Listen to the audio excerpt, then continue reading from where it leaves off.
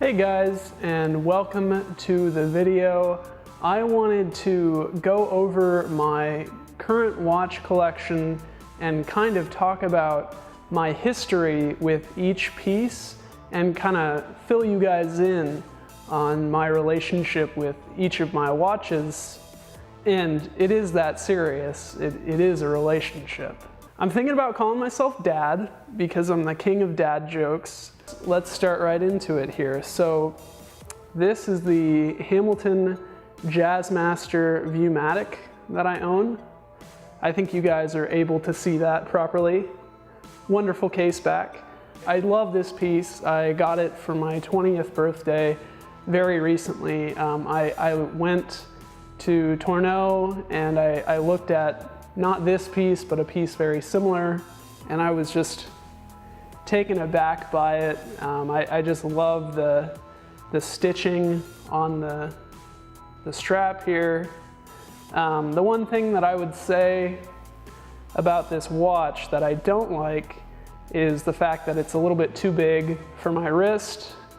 And then one thing that I really don't like, I actually dropped this watch from about 6 feet face down into some rocks.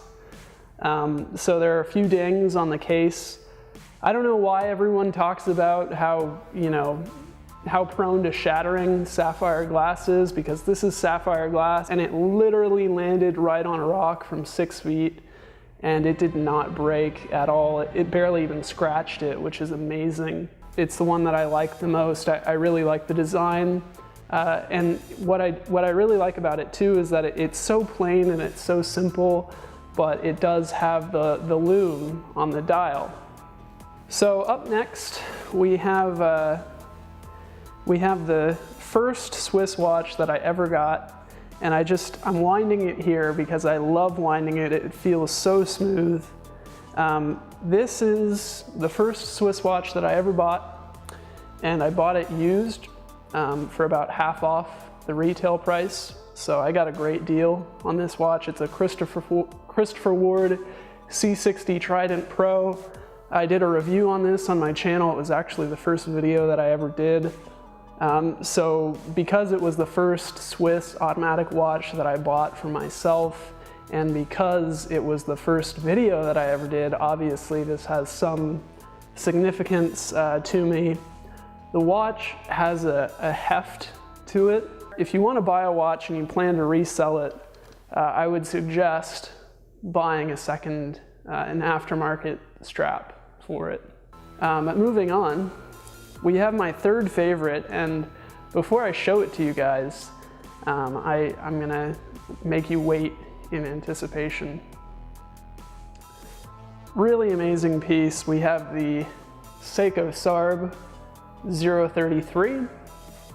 When I first began this channel, I'm not even gonna beat around the bush. I was prejudiced against Japanese pieces, and the SARB033 was the piece that made me go wow and made me change my mind.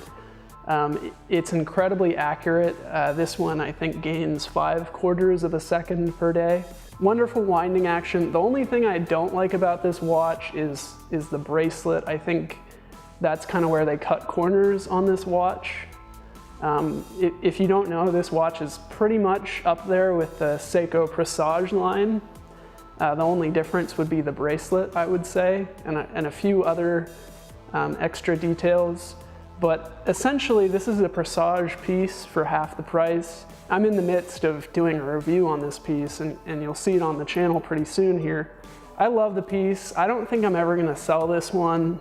So as I was saying, I only have 2 more pieces with me here that I'm gonna show in this video.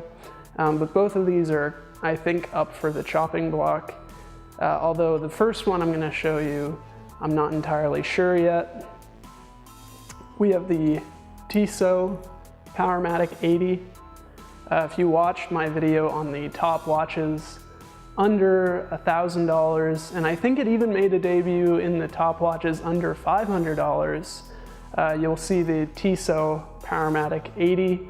This is the chronometer version, And basically what they did that's really cool with this watch is they slowed down the frequency, how fast it beats.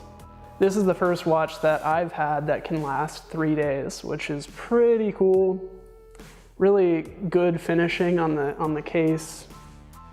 Really amazing clasp and strap. So I don't know how I feel about that watch, but again, it may be on the chopping block. I may end up selling it to pursue more watches so I can review them on this channel. Here's the watch that I'm gonna get the most flack for, not because I own it, but because of my opinion on it. We have the Seiko SARB065. And you may be saying, well, you love the 033, why wouldn't you love the 065? I don't know, I don't like the design, and I really don't like the strap. I just don't think it's a very good value for your money. So for that reason, I'm probably gonna have to sell it. If you like it, more power to you, you can go buy it. It's a Seiko, it has the same movement, as I said, as the 033. But again, this isn't really my cup of tea. So those were the 5 watches that I have with me, and kind of the history and the story of how I acquired them.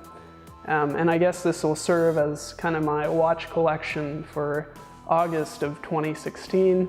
I hope you liked it, and I will catch you on the next video. Thank you for watching, as always. My name's Josh. Bye. Hey Penny, say hi to the people on YouTube. She's a scaredy dog.